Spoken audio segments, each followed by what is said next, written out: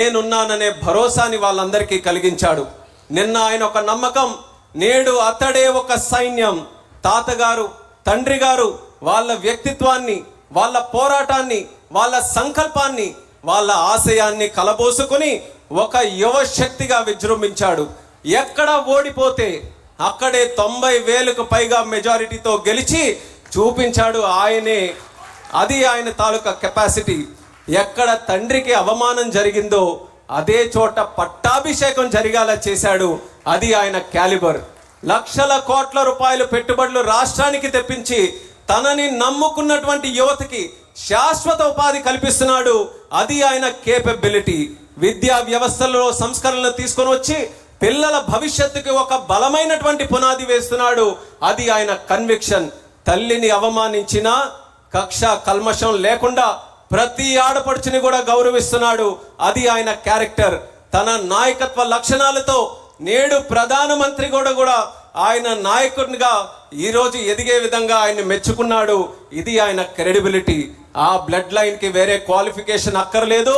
పోరాటమే ఆయన సర్టిఫికేట్, ప్రజా సేవే ఆయన బయోడేటా. మీ అందరి కరతాల ధ్వనుల మధ్య స్వాదర స్వాగతం పలుకుతున్నాను.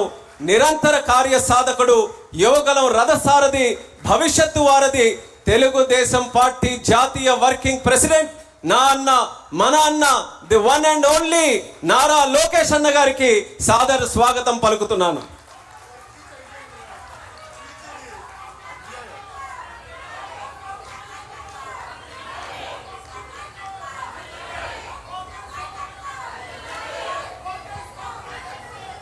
జై తెలుగుదేశం, జై తెలుగుదేశం.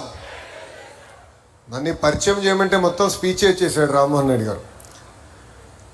గౌరవ తెలుగుదేశం పార్టీ జాతీయ అధ్యక్షులు చంద్రబాబు నాయుడు గారికి, గౌరవ పాలిట్ బ్యూరో సభ్యులకి, గౌరవ శాసన సభ్యులకి, సీనియర్లకి, జూనియర్లకి, రాష్ట్ర ప్రజలకి, ముఖ్యంగా నాకు ప్రాణ సమానమైన తెలుగుదేశం పార్టీ కార్యకర్తలకి నా హృదయపూర్వక నమస్కారాలు.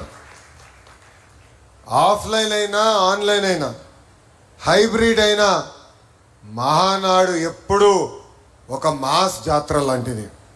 పసుపు పండుగనే మన మహానాడు. ప్రతి కార్యకర్త కాలు ఎగరేసుకుని నాది తెలుగు జాతి, నాది తెలుగుదేశం అని చెప్పుకునే వేదిక మన మహానాడు. నేషన్ ఫస్ట్ అనేది తెలుగుదేశం పార్టీ విధానం. మన దేశం మన బాధ్యత. అందుకే గౌరవ ప్రధానమంత్రి శ్రీ నరేంద్ర మోడీ గారు ఒక పిలిపిస్తే నెల్లూరులో భారీగా మహానాడు ఏర్పాటు చేసుకోవాలన్న ప్లాన్లు మనం క్యాన్సిల్ చేసుకుని ఈరోజు హైబ్రిడ్ విధానం మనం ఏర్పాటు చేసుకుంటాం జరిగింది. హైబ్రిడ్ అనగానే టీమ్ 11 ఎగతాళి చేశారు. ఆ టీమ్ 11కి ఒకటే చెప్తున్నా, ముందు బ్యాటింగ్ చేసే బాధ్యత మా పసుపు సైన్యానిది. విశ్వవిఖ్యాత నట సార్వభౌమ స్వర్గశ్రీ నందమూరి తారక రామారావు గారు దేశానికే ఒక లెజెండ్.